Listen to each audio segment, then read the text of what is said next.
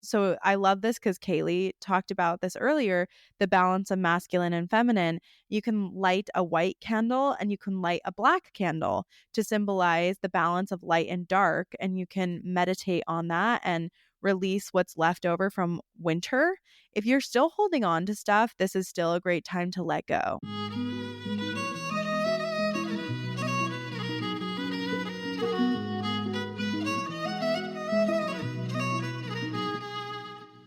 Welcome to the Feminine Alchemy Podcast, where we explore the truth about the feminine, the peaceful, the wild, and the visceral. I'm your host, Jaye Anne, joined by my co-hosts, Julie Dean Richards and Kayelee Rose. Each week, we explore the deep mysteries of the feminine and help listeners apply them to their daily lives in a practical way. Join us to unlock the hidden wisdoms your soul has been waiting for.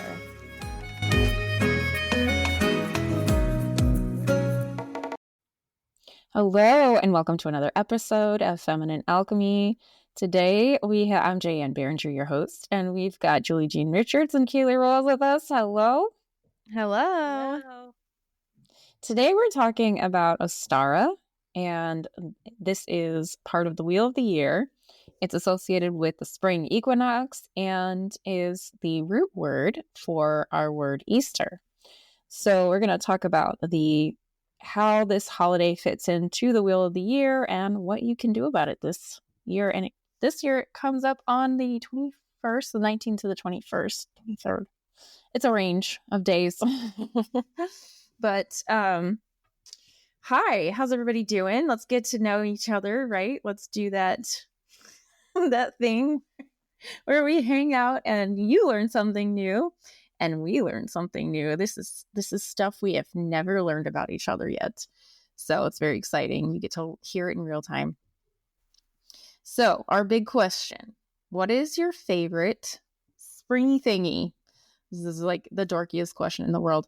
But, tell us a story about spring. Tell us something about you that relates to spring or even the equinox or Easter or anything that you've experienced in the spring. I can start. I'm kind of thinking about Beltane and what I want to save for Beltane when we talk about it, because Beltane is very like lava time. So, but I will say the spring is really important to me, especially this time, because this is like when my husband and I started getting together. We started our journey of going from being best friends to becoming more than friends. And so there's like a lot of pivotal moments, particularly for me around the equinox, that, catapulted our relationship into being something more, which I've told that story. If you have never seen it, I think I have a highlight reel of it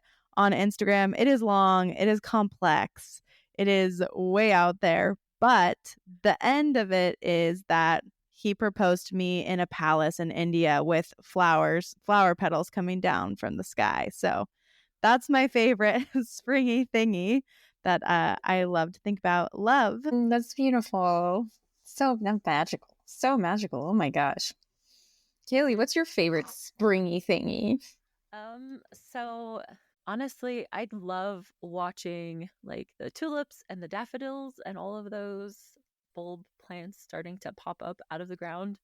And I also really just love observing how everything around us is waking up. I love watching the birds come back and hearing and feel like there's a change in the air. It feels different.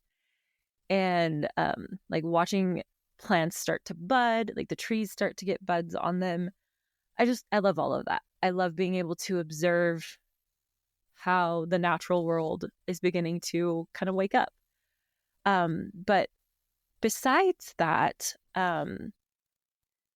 what came to mind is my 6th baby. So her name is Adalia, and she was born on Easter 2 years ago. And Easter does not always coincide with Ostara, but just kind of this, I don't know, her birth in a lot of ways was very much a like, let's go into the deep dark and kind of die, not literally die, but kind of die and then be reborn. And she was born like right at dawn, essentially. And it was just highly symbolic. And she's got things in her birth chart that are just like death and rebirth, death and rebirth.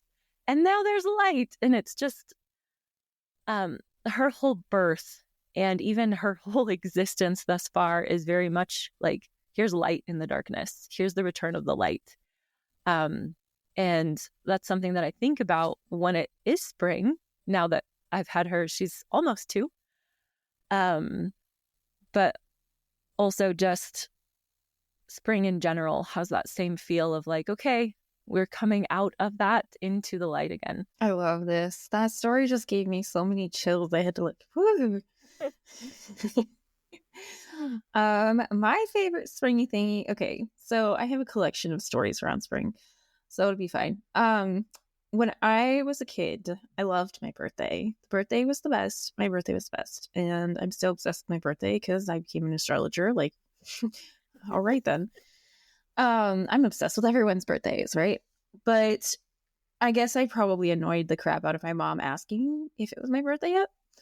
And so she told me that my birthday doesn't come until the flowers start to bloom from the ground, because I was born in June.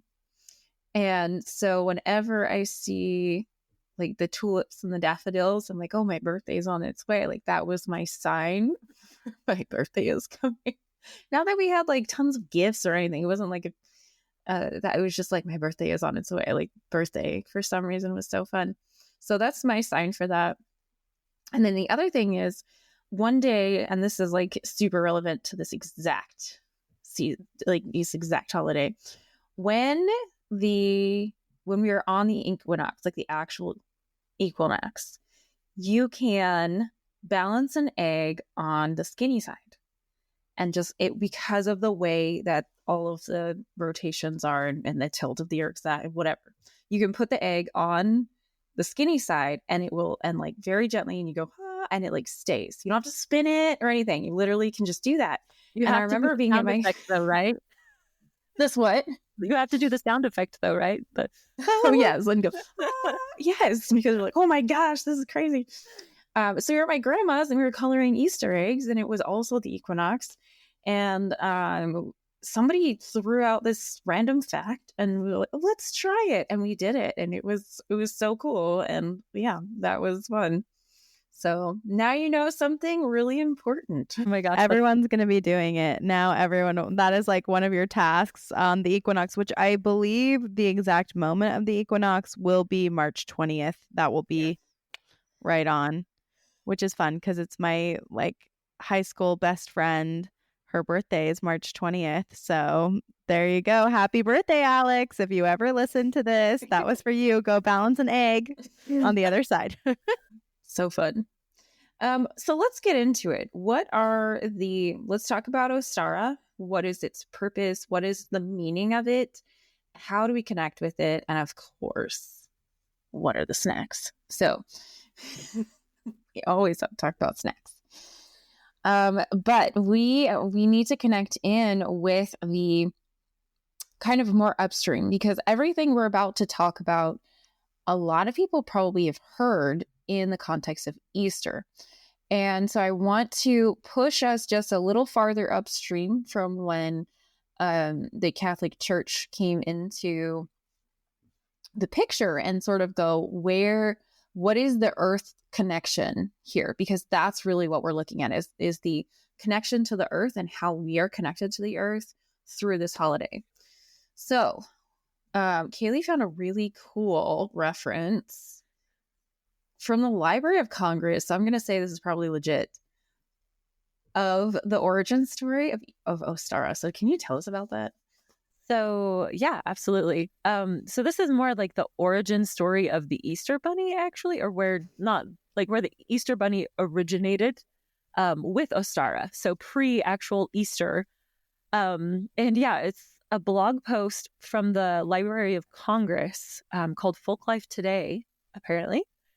And they're talking about how there's this tale that's gone around saying that the ancient Germanic goddess of spring, whose name is Ostara, transformed a bird into a hare And then that hare responded to this experience by laying colored eggs for Ostara's festival.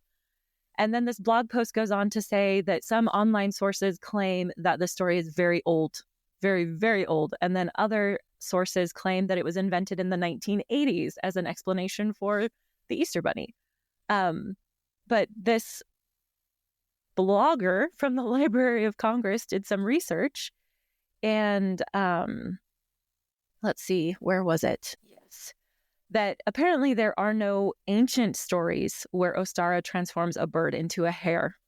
And so that actually is a more recent thing from like 1874, it looks like, around that time period, is where that idea of like, why is there a bunny laying eggs? I guess somebody was wondering how the heck that came into being and they came up with a story. I don't know. But it would be really fascinating to be able to trace back, like, okay, is there any ancient origin to this story? Or is this purely a more recent explanation for where the heck the idea of the Easter Bunny even came from? Well, that's fun. That's a fun little excerpt. It was so important it made it into the Library of Congress. So that's exciting for all of us. And I would say on this origin, right, story, I mean, the 1800s, maybe they made up that story. That's after the shift has happened and we've kind of integrated Easter into Ostara. And traditionally, most of the time, Ostara, where it comes from, so the idea is just like we talked about, and kind of like the story said, there's this goddess named Ostara or Oster, and she is the one who kind of wakes things up, bring things alive. She's a fertility goddess. Now, I do want to put this out there. I have to say it because it makes me mad when people talk about this. I get like a little grumpy about it, but many people say that, oh, you shouldn't celebrate this, and that, you know, Easter comes from Ishtar or Ostara, and that they used to kill children and dip the eggs in the blood of children, and that's where we get these colored eggs because they're so evil and pagan. And no, that's actually not true. That's something that still goes around as myth today, of that's how we got these painted eggs. If you really want to know about, you know, where this holiday comes from, it really comes from just the wheel of the year, this idea that everything is waking up out of the ground. And now we're starting to have this time of fertility, you know, rabbits and everything, they're waking up. We're starting to have more babies. We're starting to see more shoots out of the ground. We're starting to see the daffodils. We're starting to see things come up. And it's just this waking up of spring. And it's also tied, of course, to the equinox, this idea of equal light and equal darkness. So whenever there's a balance, right, whenever we come to the equinoxes, we talked about this. Did we? No, we didn't talk about Mabon, but we will talk about Mabon at the end of the year. But whenever we talk about equinoxes, that's Mabon and Ostara, so the fall and the spring, and we're talking about the light and the darkness being even, we are talking about the balance within ourselves. It's a shifted time, right? This equality time, it's a balancing time. And we're looking at how the light is coming back into our lives. And that's where we get a lot of these spring themes from. And a lot of things are going to sound familiar because this is the time of spring. Hey friends, it's Julie. I'm just popping in here real quick to tell you about a very special invitation we have for you. If you have been feeling deeply called to learn more about your feminine identity, or to see what feminine power really is, or you're just loving the podcast, then Kayelee and I would love to invite you to join our community, Feminine Alchemist. Inside, we host live monthly women's circles, challenges, and Wheel of the Year celebrations. They are seriously so much fun. We have monthly workshops where we bring in experts to teach on anything from menstruation to mythology. You'll also get access to our library of courses about astrology, intuition techniques, sacred embodiment, and cyclical living. And most importantly, you'll be able to connect with women who are like-hearted and walking the same path as you. So if this sounds exciting to you, Join today by clicking the link in the show notes or going to femininealchemist.com. That's alchemist spelled MYST. Okay, back to the episode. So you already talked about Ostara, and because she's kind of like the core, like it's named for her, or she's named for it. They're very intertwined, right? And the OST is in many Germanic languages east, so it's about the east coming back and the sun coming back, right? What are some other deities that are involved in this holiday? Yeah, so there's lots of other cultures that celebrate this time of year. Of course, we're not the only ones, but some people celebrate and associate this holiday, of course, with Ostara, like we talked about, with Kaylee's favorite, Persephone, and Demeter. We've talked about that story many times. They all also associate it with Aphrodite, which most people will be familiar with as the goddess of love. They also talk about Osiris, which is an Egyptian god. Osiris is kind of the equivalent to, even if you think about like in the Christian faith, he's kind of Jesus-ish. He's very Jesus-y. And then you've got Freya as well, which we talked about a lot last time when we talked about in bulk. And then Pan, who's kind of the guy with the flute.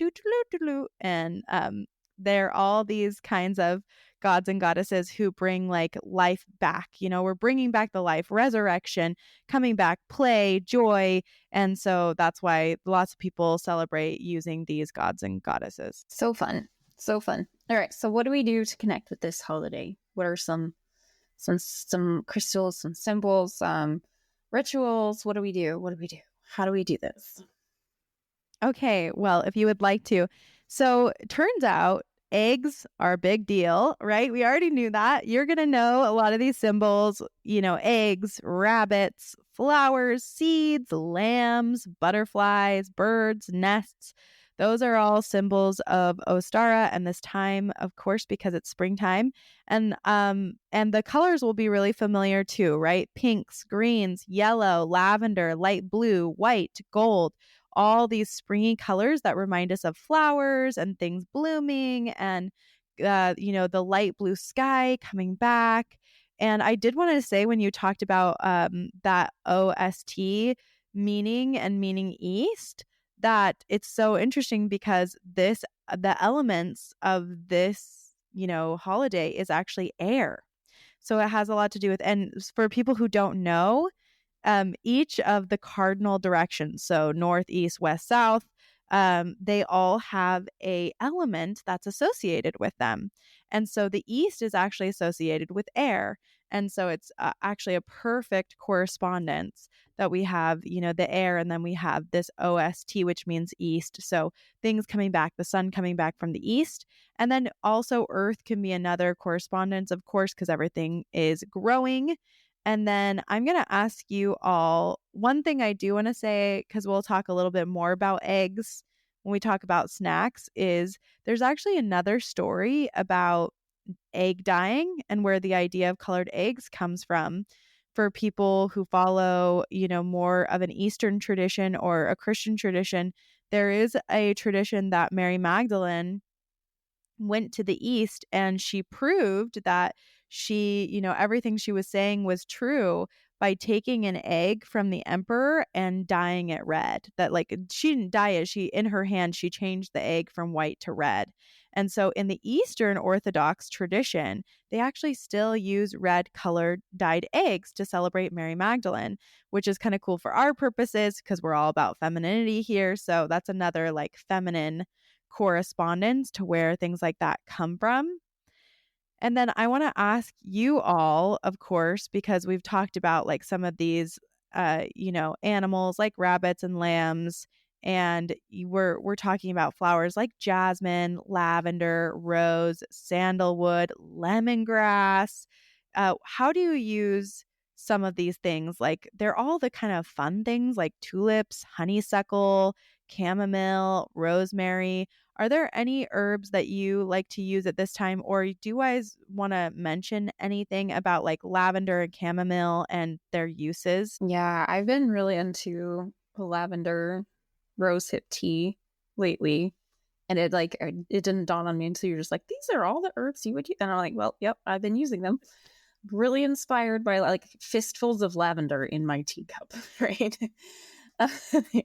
um, and rose hips. Rose hips are good because they have high vitamin C. And so now the oranges are kind of like out of season ish at this point. So then the rose hips kind of come in and go, oh, I've got lots and lots of vitamin C and rose hips. And it brings a nice tartness to the tea. And I've been using yarrow. I don't even know if yarrow is like a springy thing or not. I don't think it is. I think it's more like summer, fall when it blooms. But yeah, that's been my go-to. But chamomile is in the same family as yarrow because it's got that daisy look to it. So and chamomile to me, like if you get really good chamomile, if you've grown it yourself, it tastes like apples. It really does. It tastes like apples and it tastes like spring. It's so good. It's really grassy. But chamomile is good and lavender are both good for like calming down the nervous system. What I think happens a lot when it's sort of like in my mind when the winter starts to thaw us, right? And we had that in bulk season. And after that happens, we start to thaw, then the sap starts to rise in us. And we start to shift our blood processes and go from winter blood to spring blood. And they call it that spring fever, that spring crazy. And when you have chamomile and lavender, you're just going to be like, okay, it's not that crazy. Temper it down, sit down, stop going wild. Not because we shouldn't be wild, but because that shift can make things seem a little extra spiky. Like it's warm, it's cold, it's wet, it's hot, it's windy, it's all over the place. That spring turmoil, so to speak, that chaos that happens with the spring coming is just needs a little bit of like, okay, let's calm yourself down. Let's calm down the nervous system. Let's give yourself a breath and start to because the other thing, and I'm just going to keep talking apparently. The other thing is like I've got all this energy now. I can do things. I'm going to do all the things. And so being able to focus and have clarity around that, that's what those herbs are really good for. I've celebrated Yule multiple times and some of the other Wheel of the Year holidays, but not so much Ostara. But something that I have celebrated a lot, which is part of Ostara, is that equinox, that vernal equinox, that spring equinox. And something that's always struck me about the equinoxes is that there is this coming into balance of masculine and feminine energy. We had an abundance of darkness, which is more yin, which is more feminine. And now the light, which is more masculine, it's more yang, is coming into balance with the feminine. And yeah, there's some like shifting and adjusting in the world as we come into that balance. But it's kind of like this yearly, well, twice a year, really, if we count also the autumnal equinox, but this reminder of, okay, the world around us is balancing the masculine and feminine, and look how much life is springing forth. It's this reminder of like, to truly create anything, you need masculine and feminine energy in whatever way that may show up. It doesn't necessarily always mean like a male thing and a female thing, but masculine and feminine energy together create. And I see that all around right now as we're coming up on Ostara. I love that. And we'll even talk a little bit more about that when we talk about Beltane too, because it's very fertility focused. But I love this. I love the balance between masculine and feminine coming together. And I think we can see that in a lot of, these themes that go with Ostara of that balance, renewal, fertility, the growth, the new beginnings, the awakening, even purification to me is kind of bringing together the masculine and the feminine as we like create kind of a container for that to happen for us, and also doing it in this intuitive way. So I love all of these. I did want to tell people, we should go through, maybe we'll do the snacks and then we'll do some rituals, but I did want to mention that, and we can come back to this when we talk about rituals again, but if you're looking for like stones to use during this time, because of course there'll be tons of color things that you can do, but if you're looking for stones, amethyst is a great one, which we have talked about before. Rose quartz, citrine, aquamarine is another great one, moss agate, and moonstone. And I wanted to ask the two of you, do you have any thoughts on any of those crystals we haven't talked about? Because we've talked about amethyst before. If you don't remember, go back to the in bulk episode. We can talk about it again if we want to. Amethyst is probably one of the most famous crystals, I'd say, amethyst and rose quartz.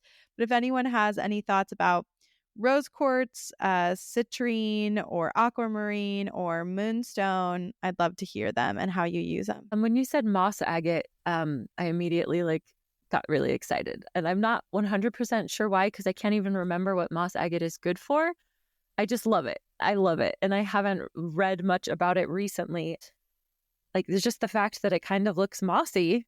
It looks like moss, and that connection to the earth. It seems very fitting to me that it would be associated with this time of year. Yeah, citrine is the abundance stone. If you are doing any kind of calling in abundance, calling in money, magical spells with money, you are going to use citrine and probably some kind of thing that is really sparkly, like pyrite or I forget the name of that one, but it's it looks like you're looking into the sands. I don't know, it's wild. Anyways, but citrine is a really powerful abundance stone, and it's yellow, and it just calls this in. And I love that it's associated with spring, because that's when we're calling it in, right? That's when we're calling in abundance. That's when we're planting in the seeds. It's not associated necessarily with the harvest, right? That would be the fall or the late summer. But when we're calling it in, when we're planting those seeds, when we're getting those things started, this is the good time to do that. I love that. Yeah. And I also love the coupling of that with rose quartz, because rose quartz is all about your heart, love, bringing love into your life. Yeah. I love the moss agate too, because it is so grounding for this piece.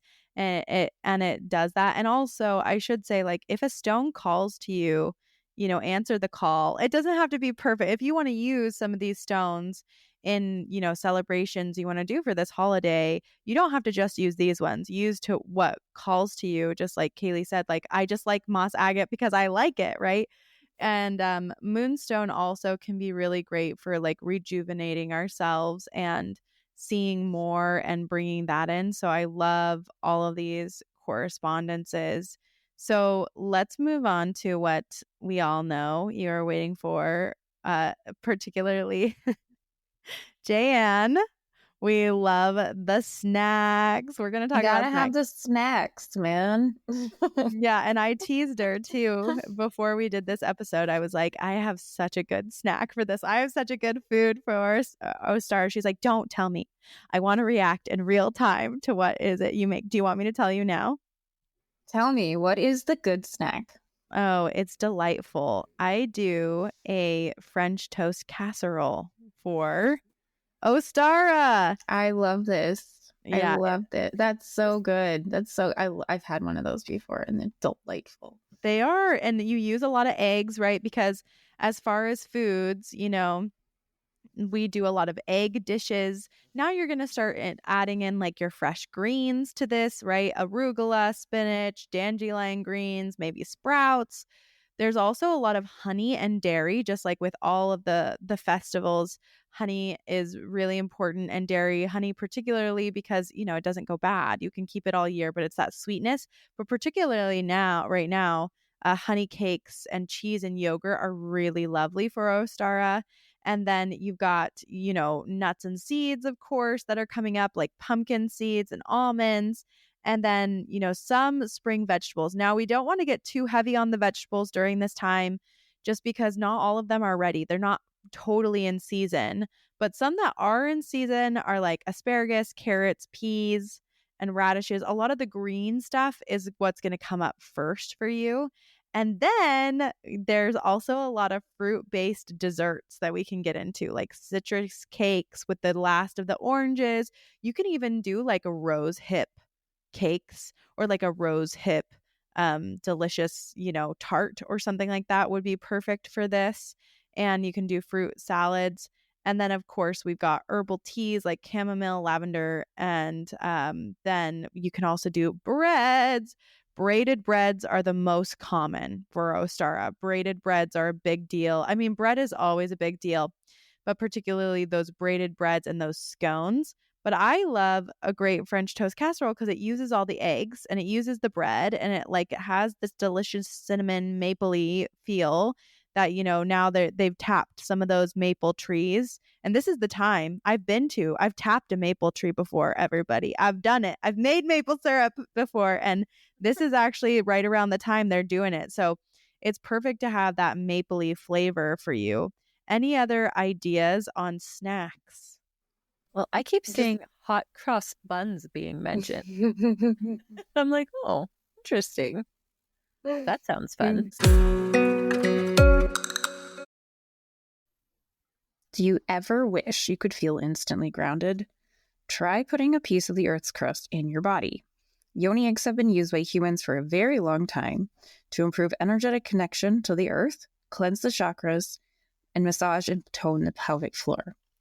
I have been using them for a decade now, and every time I put one in, my anxiety just disappears, and it's all thanks to the energetic properties of these crystals. My biggest source of anxiety is a lack of grounding, and when I wear a Yoni egg, I feel instantly grounded. And oh yes, there is definitely an improvement in other areas as well. So if you're ever curious, check it out at crunchyparadise.com. That's crunchyparadise.com and pick up a Yoni egg today. So the eggs for me, I think, is so fun because it's also just seasonal eating.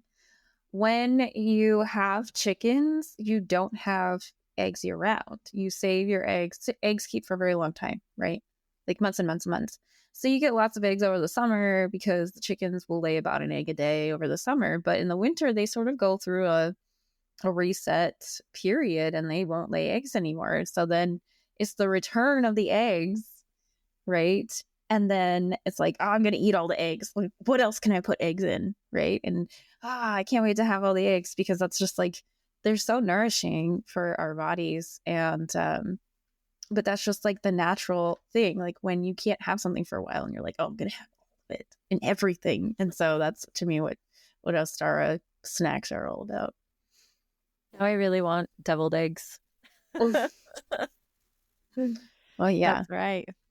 Yeah, and we also during this time, whenever we celebrate, we often incorporate lamb, and I do roast a lamb every year. I actually probably roast lamb pretty often because, so for people who don't know, lamb is actually cheaper than like regular beef right now, like in a grocery store, and most lamb is better fed than, lots of the beef sources and the chicken sources.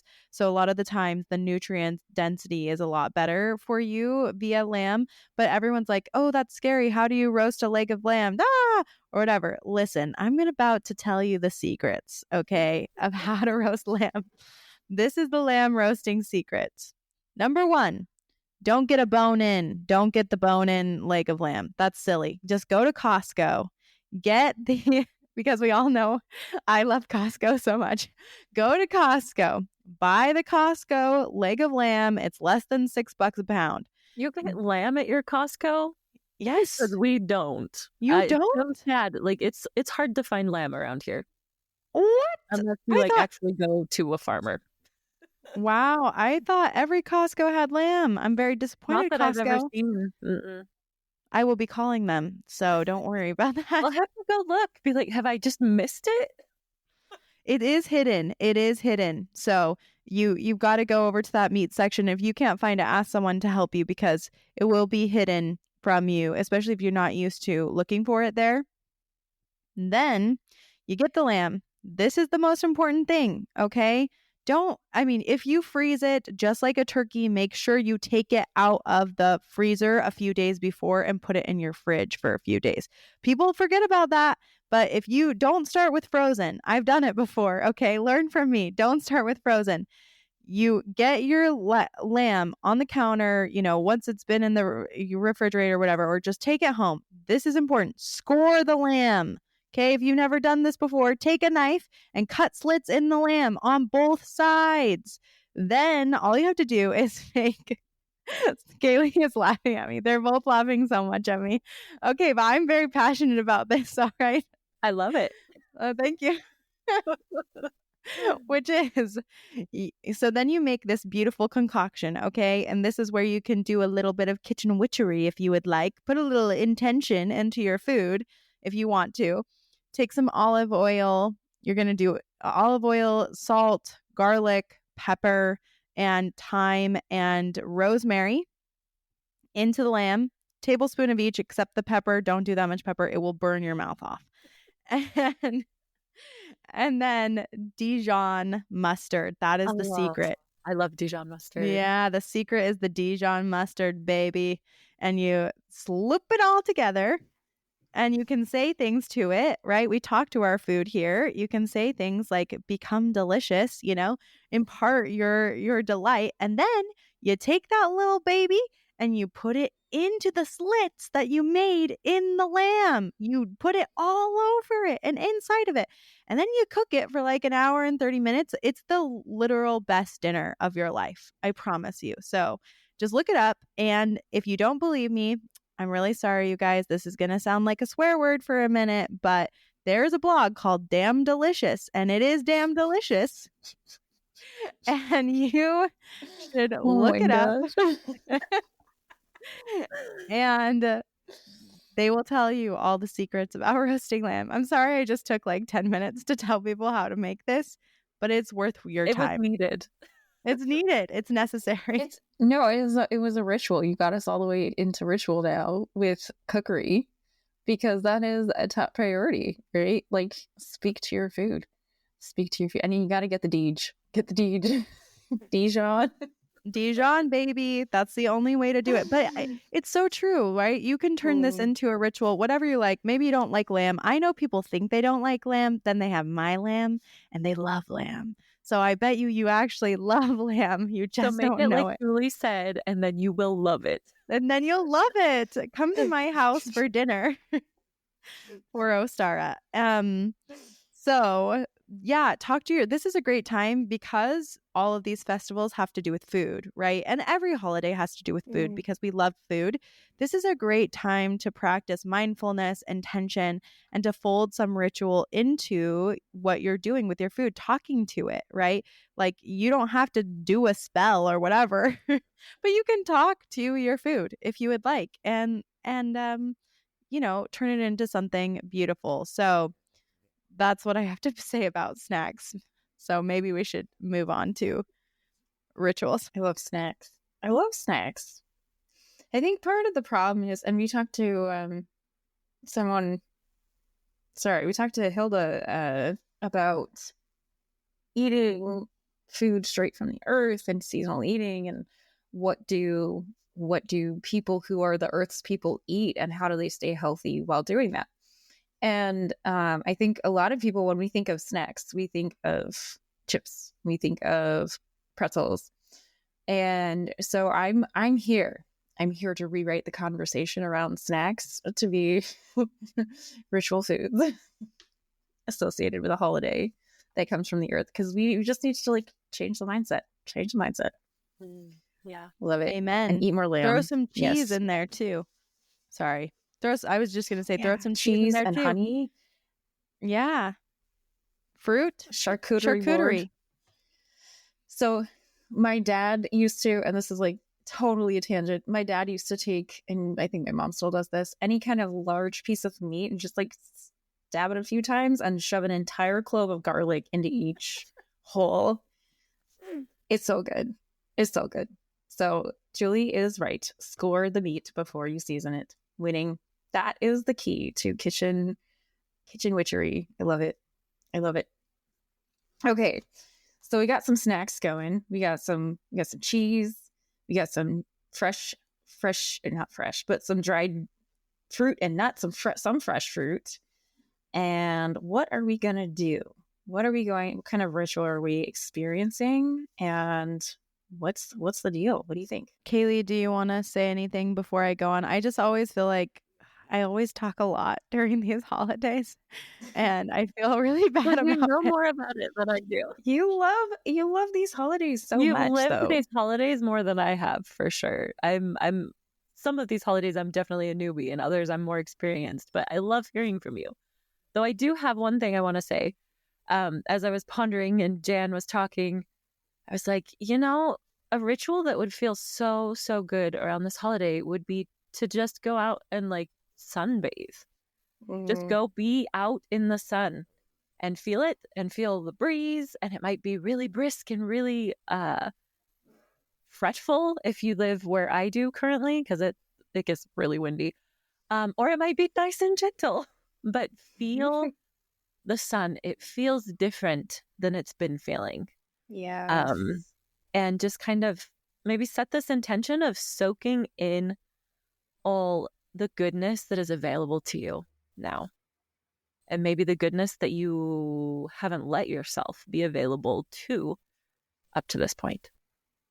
I love this. You guys should watch this, because Julie and I were aggressively nodding when she said go be in the sun. And for those who are like a little more woo-woo than others, there's like divine information in the sun. There's divine downloads in the sunlight. Light is a communicator, right? We have fiber optics. Why wouldn't the sun be communicating to us? So yes, I love this. Okay, thank you, Kayelee, for speaking that out into truth. Yeah, absolutely. Well, yeah. And even, this might sound crazy, but I actually know a lot of practitioners who use sunlight to help heal people's gut, and that it's a huge part of healing your gut. And I think part of the reason I am just so over the moon about these holidays, like one is, if you know me, I love to party. That is true. I love a good time. I love to laugh. I love to have fun. I love to gather all the people together who I love.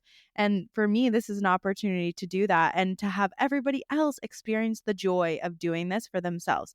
The second reason is because doing these holidays puts us back into motion with nature and with our natural rhythms. And that is so, so important. It helps us to stop and slow down in our lives and understand what's really important and take things in and move with the wheel. We move with the wheel of the year. It just makes our lives so much easier, and it helps us tap into that. And the sun is such a huge part of that. And getting that divine information from the sun is huge. Our bodies need it. We call it our circadian rhythm, right? Like that divine information lots of times is like, and we underestimate how much it affects us. But that's why I love doing these holidays, because they help us with those effects. Like they help put us back into that rhythm. And I am all about rhythms and patterns, right? And this is a pattern. I'd even dare to call it a divine pattern that we have moving with the earth. Beautifully said. So what do you do to celebrate, Julie? What do you do every year? Because we all know you're doing something every year because you love to party. You're cracking up. I love it. To celebrate Ostara, what are you specifically doing? Because I want to know what Julie's doing. I'm nosy. Thank you. We will do kind of like what Kayelee said. We will always take our spring walk for Ostara every year. And so and we will have our kids, like sometimes it's really fun if you get like a card and you can make it like a bingo or like a scavenger hunt for the kids to look for, different things and that are coming up out of the ground, like, daffodils, like go find some daffodils, or go find, some birds, go look for a nest. Can you find it? And we do kind of that on our spring walk, this little treasure hunt of things that come up in the spring. And that's like such a fun thing you can do to include with your kids. Another thing that I often do is like, this is the time to plant your little seedlings, and you can plant them inside. And if you want to make it extra special, like you can bless your seeds. You know, we never think about this, but you can bless your seeds as you put them in. You can say some words over them and ask them to work well for you, right? To grow well for you. So this is a great time to do like a little seed blessing and to do that. And again, another great thing to do with kids. I do not always, lots of people do eggs as far as like colored eggs for Ostara, particularly, like they'll still do colored eggs. Lots of people do that. I don't often do that. I don't know. I like to set this apart, but it is a really fun thing to do with kids and to do at a party. You know, everyone likes to do, you know, coloring eggs. And then, of course, we have our big feast. We have our lamb. I am a big charcuterie girl. We will always have our charcuterie laid out for us during that time. And we like to do a spring dance. So that's what we do for Ostara is we do our little dance. And this you can do this if you would like. You can get crazy like me. And I actually just like I have a drum. I know Kayelee has a lot of drums. She is an amazing drummer that she made herself. Okay. She's made Okay, I did multiple not drums. make a lot of drums. I've made like 3 or 4. But we have 10 drums at our house because almost all of our kids have made a drum. Well, did you hear? Okay, everyone just like listen. Did you hear what she just said? Oh, I've not made very many. I've just made like 3 and then we have 10 drums because like my kids made their own drums, you know, out of like cowhide and horsehide and like all the legit things. Yeah, that's 10 more drums than I've made. Mm-hmm. Yeah, 100. I just bought my drum. Okay, but so you can just buy it if you want to or make it. And that is one of my goals is to make one, but I will do it with drums and I let my kids dance to the drum and sing to the drums. We will put on music that we like and we have our spring dance. We will, you know, some people, I haven't gone this far yet, but this is also kind of a Beltane thing, but they'll get ribbons. They'll dance with ribbons, which is super fun for kids. They love that. And then we practice balance. So some ideas of what you might do at home, right? You could do all the things I talked about, but you can also do something like a balance ritual where you take 2 candles. So I love this because Kayelee talked about this earlier, the balance of masculine and feminine. You can light a white candle and you can light a black candle to symbolize the balance of light and dark. And you can meditate on that and release what's left over from winter. If you're still holding on to stuff, this is still a great time to let go. This is a great time to let go. Let go of the stuff. Bring yourself back into balance. And some people like to get up at sunrise and do like a sunrise meditation. You can also do a cleansing and purifying ritual, which goes with that energy of letting go. I also want to talk about what you might put on an altar because I don't know if we talked a bunch about altars yet on our podcast.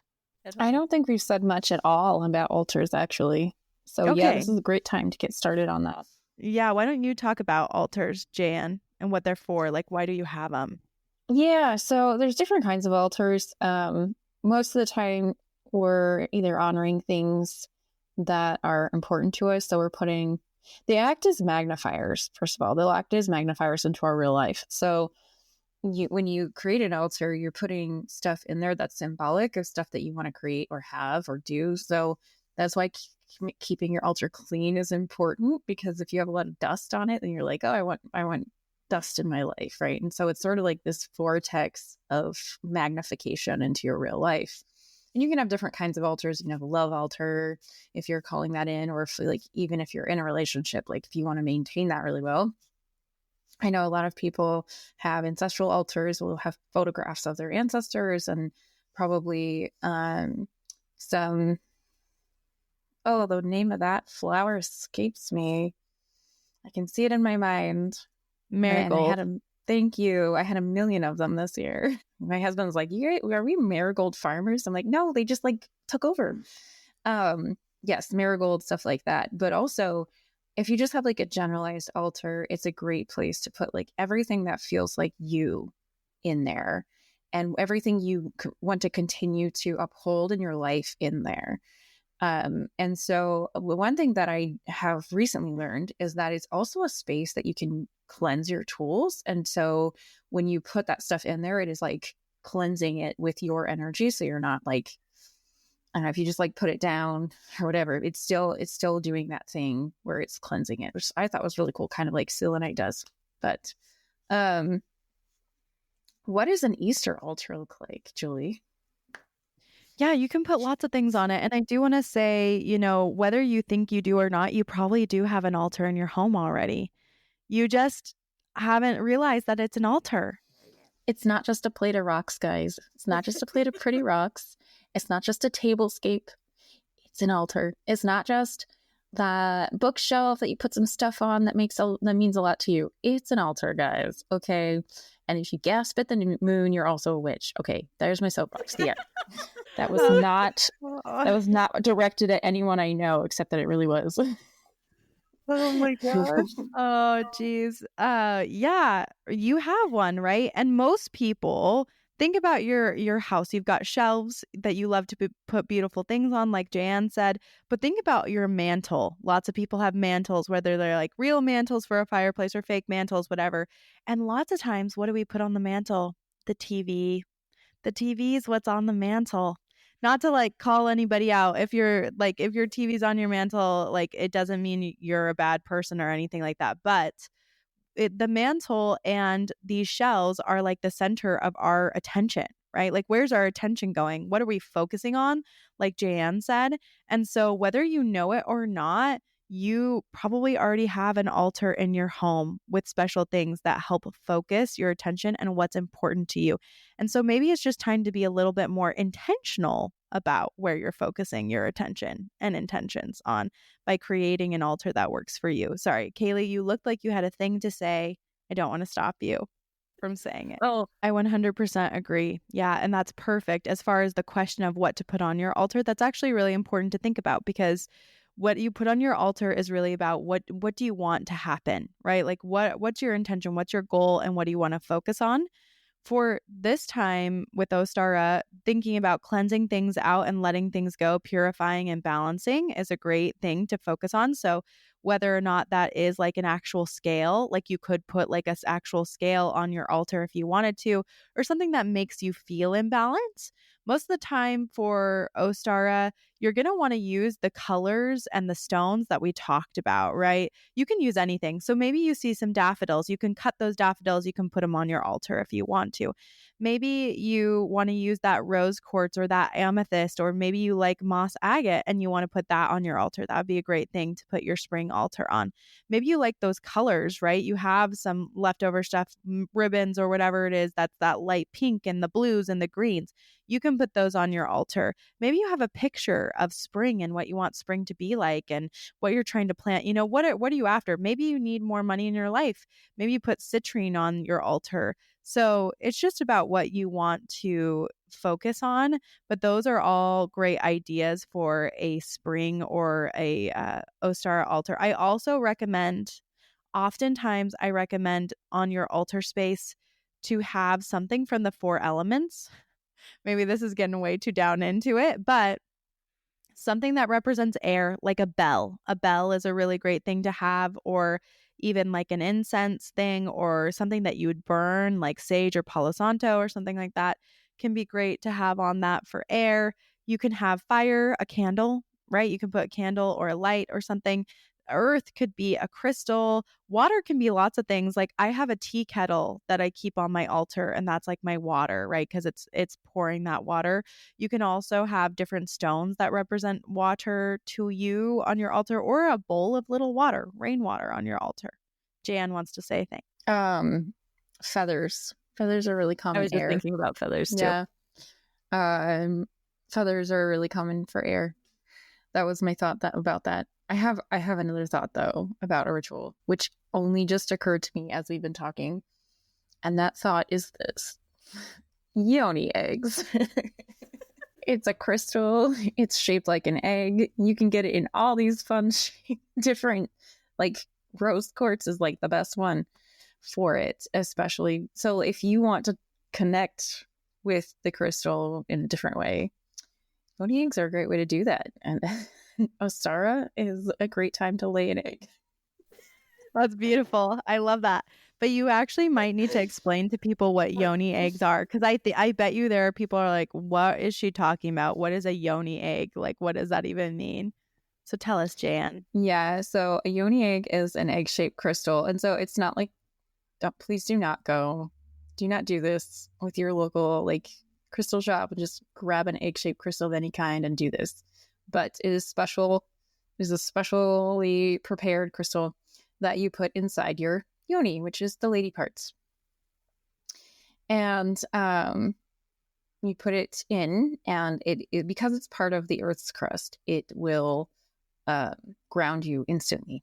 Instant grounding, completely like you cannot unground. You can no longer like make that choice anymore. And it does some massaging. So like any kind of like tension points inside there. We hold all of our emotions, and that I could go on for hours about this. So I'm gonna like keep it as short as I can. But it also tones the area as well. And it's very powerful at cleansing, right? And so it's a really great way to connect in with a crystal. Some people, that's just too intense for them, or it seems a little scary. I get that. And I've had people buy them and they put them on their altar. So that's also why it's related to the altar. They'll put them on their altar with the intention of like the energetics making the shifts. Because it's not for everybody. But it is definitely a game changer if that's something that is intriguing for you. Yeah. Well, maybe we'll have to do a whole episode on yoni eggs. Why? Yeah, but it was just like these are pre-colored eggs. The earth colored them. And you could put colored eggs on your altar as well. Boil them, put some colored ones on there if you didn't have a yoni egg on hand. But lucky for you, Jaye Anne has many yoni eggs on hand that you can actually purchase from her at any time if you would like to, which your website is Crunchy Paradise, right? Crunchyparadise.com. It's so easy to remember, and it's so fun to say. And we'll put it in the show notes. That's supposed to be a shameless plug, but it just like popped into my head. Oh my gosh, you can do this! I forgot. I love it. Yeah, that's perfect. So now that we've talked all the things, just decorating an altar, dancing, doing something fun, eating the food, blessing some seeds and planting them, going for a spring walk, collecting things. We hope you have a great Ostara. Does anyone want to wrap up or have anything else they would like to say as we're closing? Yeah, let yourself feel alive. I think a lot of people, especially women, are like, oh, we just keep our head down and keep going. And everyone does this. And then spring comes and goes. And it's like, what just happened? How is it already May? And when we connect in with these holidays, that is how we sort of retrain our system to go, oh, yes, because now we have a anchor point. Oh, yes, that was before my Equinox traditional thing that I just did, or that was after that. And so now we have an anchor point. It doesn't feel like the months just like time just passes by. There's a reason that we do these things. And this is like a really important part of it. That is my wrap up. So I hope everyone has a great Ostara. Enjoy. If it's your first one to celebrate, congratulations. Very exciting. And we'd love to hear how it went, and have a great Ostara, and everyone have a great day. Thanks so much for listening. I hope you enjoyed this episode as much as we did. Please make sure to give us a 5-star rating wherever you are listening and share with someone you know. See you next week.